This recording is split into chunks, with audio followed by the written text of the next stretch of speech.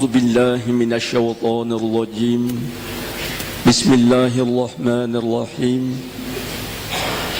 الحمد لله رب العالمين فاطر السماوات والأرض وهو على كل شيء قدير خلق الإنسان علمه البيان علم الإنسان ما لم يعلم نشهد أن لا إله إلا الله وحده لا شريك له هو الذي أرسل رسوله بالهدى ودين الحق ليظهره على الدين كله ولو كره الكافرون ونشهد أن محمدا عبده ورسوله خاتم الأنبياء والمرسلين الذي لا نبي بعده اللهم صل وسلم على هذا النبي الكريم تسليما كثيرا كثيرا وعلى آله وأصحابه أجمعين ومن تبعهم بإحسان إلى يوم الدين وقال الله تعالى في القرآن الكريم إن الذين قالوا ربنا الله ثم استقاموا تتنزل عليهم الملائكة ألا تخافوا ولا تحزنوا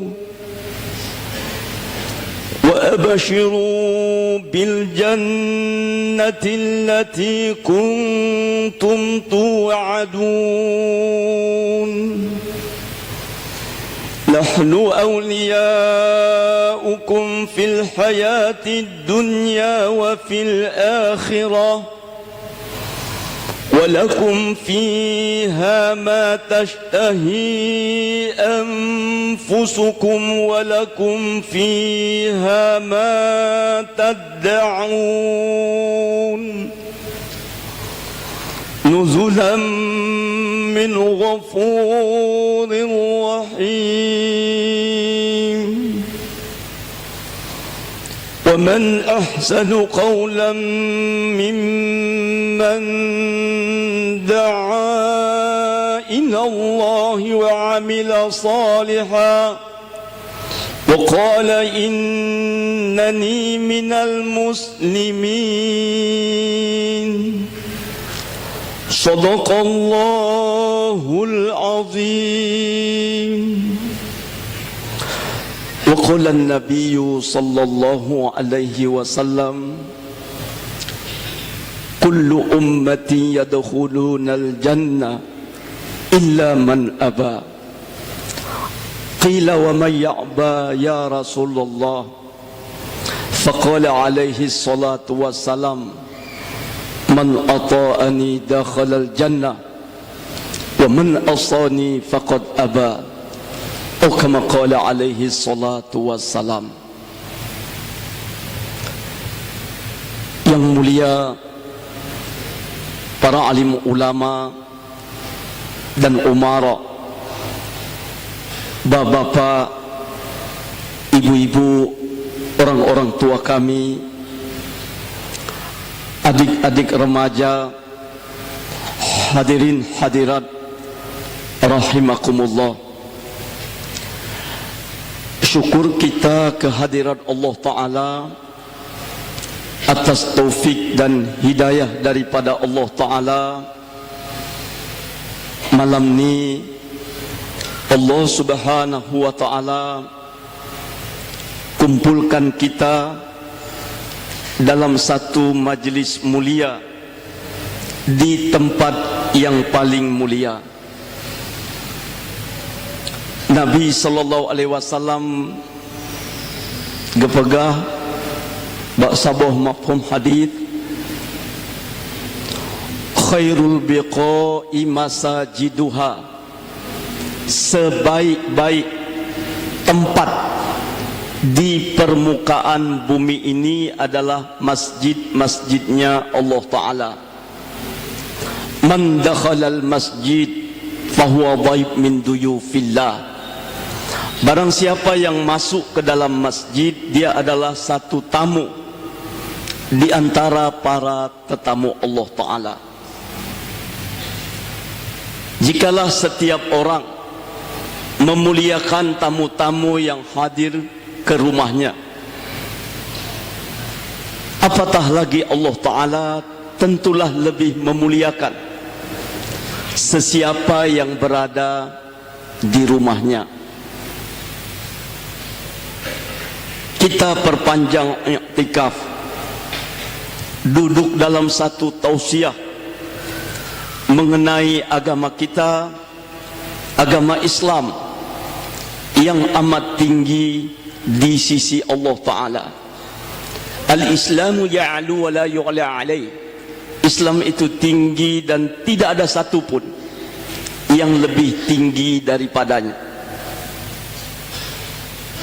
Kita hadir di rumah Allah ini dari berbagai kalangan. Ada dari unsur alim ulama yang mulia, ada juga para pemimpin umat, yakni umara. Ada orang kaya, ada orang miskin, ada petani, pedagang, pemuda, pelajar, mahasiswa, tua muda, dari berbagai kalangan, termasuk rekan-rekan dari TNI dan Polri. Malam ini kal jasadil wahid, bagaikan satu tubuh. Ini maksud kita buat pertemuan yang utama. Allah berfirman, inna hadhihi ummatukum ummatan wahida wa ana rabbukum fa'budun. Sesungguhnya umat kamu ini adalah umat yang satu, aku pun Rabb kamu yang satu, maka mengabdilah kepadaku semata. Nabi SAW bersabda, kullukum min Adam wa Adam min turab, ma farqu bainal Arab wal Ajam illa bitaqwallah, laisa minna man da'a ila asabiyah. Semua kamu berasal dari Adam, Adam dari tanah.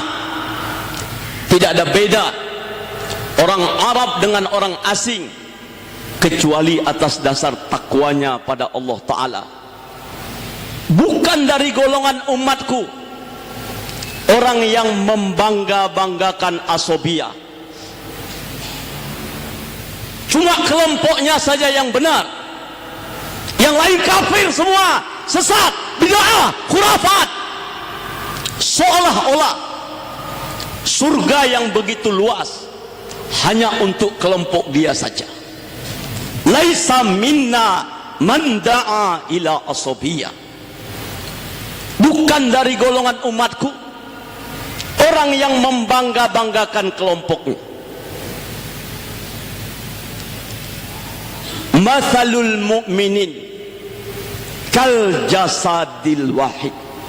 Perumpamaan orang-orang beriman bagaikan tubuh yang satu.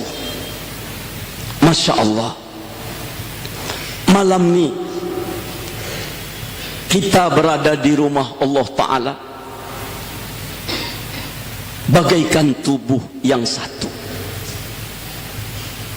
Tidak nampak perbedaan, mana orang kaya, mana orang miskin, mana pejabat, mana rakyat biasa,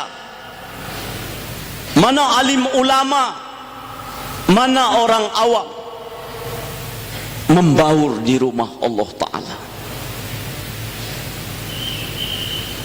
Hadirin hadirat rahimakumullah, bila Nabi SAW diperintahkan untuk berjalan dalam peristiwa Mi'raj. Perjalanan itu diawali minal masjid ilal masjid, bukan dari rumah anaknya ke rumah anaknya yang satu lagi, atau dari rumah sahabatnya ke rumah sahabat yang satu lagi, tapi perjalanan diawali minal masjid ilal masjid, minal masjidil haram ilal masjidil aqsa. Apakala baginda Rasulullah sallallahu alaihi wasallam diperintahkan Allah taala untuk hijrah menuju Madinatul Munawwarah, beliau mampir di Kuba. Antara Mekah Madinah ada satu kota kecil namanya Kuba. Di tempat ini Allah perintahkan baginda Rasul membangun masjid. Sesampainya di Madinatul Munawwarah, juga perintah pertama membangun masjid, sekaligus menghidupkan amalan masjid. Ada apa dengan masjid? Hingga perjalanan Mi'raj diawali minal masjid ilal masjid. Tindakan pertama yang diperintahkan Allah pada Rasulullah sallallahu alaihi wasallam ketika hijrah membangun masjid. Hadirin hadirat rahimakumullah, masjid adalah benteng umat. Masjid adalah jantungnya umat. Kekuatan umat ada di dalam masjid. Nabi sallallahu alaihi wasallam menyebut, apabila masjid-masjid kamu kosong, mudahlah orang-orang kafir menguasai kamu di negeri-negeri kamu. Dalam hadits qudsi, baginda Rasulullah sallallahu alaihi wasallam bersabda, Allah berfirman, aku tangguhkan malapetaka, bala bencana yang akan aku timpakan di satu-satu kawasan bila kulihat masjid-masjid di sana makmur dengan amalan masjid. Apapun strategis orang kafir untuk menghancurkan Islam, bila masjidnya makmur, insya Allah Allah gagalkan semua. Di antara hak masjid, penuhi panggilan muadzin ketika adzan berkumandang. La sholata li jaril masjid illa fil masjid. Tidak ada arti sholat orang yang berjiran dengan masjid kecuali di masjid. Mal jiranul masjid ya Rasulullah? Siapa jiran masjid itu? Nabi katakan 40 rumah ke kanan, ke kiri, ke muka, ke belakang. Radius 40 rumah ini solatnya harus di masjid. Yang diizinkan baginda Rasulullah sallallahu alaihi wasallam solat di rumah wanita dan anak-anak. Wanita tidak dilarang ke masjid, tapi ada rukhsah boleh solat di rumah. Adapun kaum laki-laki yang sudah akil balik, berjemaah di mana azan berkumandang. Di masjid yang paling dekat dengan rumah kita ketika kita ada di rumah. Di masjid yang paling dekat dengan kedai, kantor atau sawah ketika kita ada di sana. Nabi bersabda, "Shallu kama ra'aitumuni usolli." Solatlah kamu sebagaimana kau lihat aku solat. Di antara ciri-ciri solat Nabi sallallahu alaihi wasallam, beliau laksanakan di awal waktu, berjemaah di mana adzan berkumandang. Sebelum wafat, Baginda Rasulullah sallallahu alaihi wasallam sakit. Sakitnya demam panas. Makin hari makin berat. Makin hari makin berat. Di hari kewafatannya, beliau selalu pingsan saking panasnya. Hari itu Isnin 12 Rabiul Awal. Sayyidina Bilal bin Rabah radhiyallahu an telah kumandangkan azan subuh. Tapi baginda Rasul belum juga datang. Bersama Sayyidina Abbas radhiyallahu an, beliau pergi ke rumah Nabi. Tanya, "Ya Rasulullah, gimana pelaksanaan subuh pagi ini?" Beliau isyaratkan tangannya minta dipapah. Dua orang sahabat yang mulia itu memapah Nabi ke masjid. Kakinya terseret-seret di tanah. Beliau sholat sambil duduk, tidak mampu berdiri. Abu Bakar As-Siddiq radhiyallahu an menjadi imam. Inilah sholat kami yang terakhir dengan Nabi sallallahu alaihi wasallam.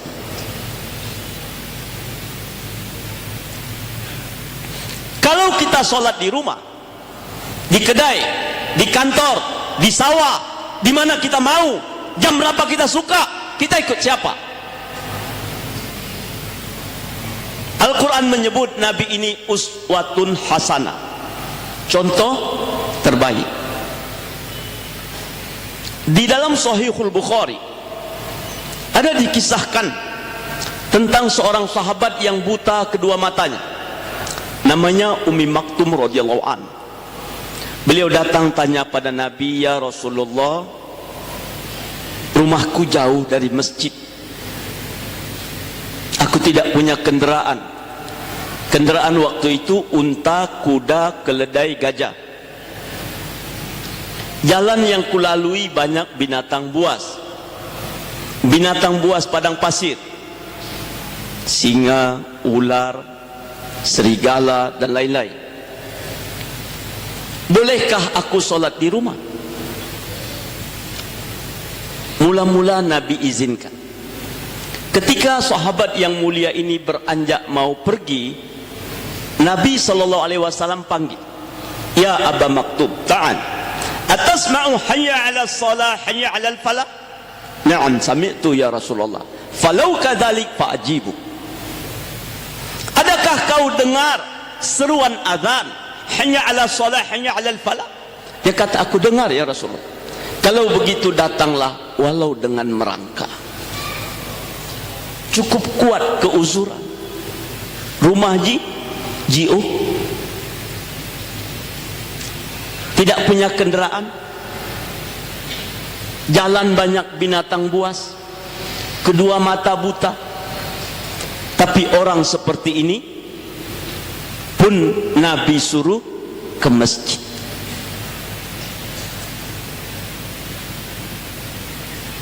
Hadirin hadirat rahimakumullah, kita jangan sampai menyesal kelak di akhirat.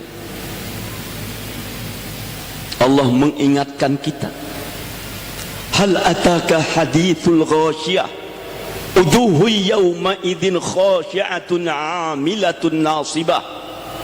Sudahkah sampai kepadamu berita huru-hara kiamat? Hari itu ada wajah-wajah tertunduk malu, tidak bisa angkat kepala di mahkamah ilahi. Amilatun nasibah, amalnya ditolak Allah.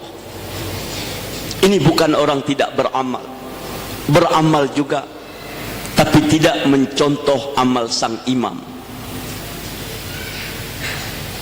Maka ibu-ibu yang mulia, sayangi suami ibu-ibu, sayangi menantu, sayangi ayah, anak-anak lajangnya.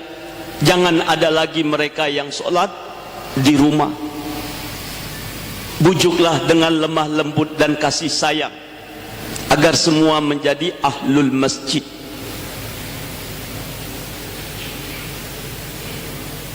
Di dalam satu mafhum hadis, bila satu orang beriman hampir-hampir meninggal dunia, Sebelum masanya tiba, malakul maut datang ke masjid yang paling dekat dengan rumah orang itu, dengan kedai, kantor atau sawah.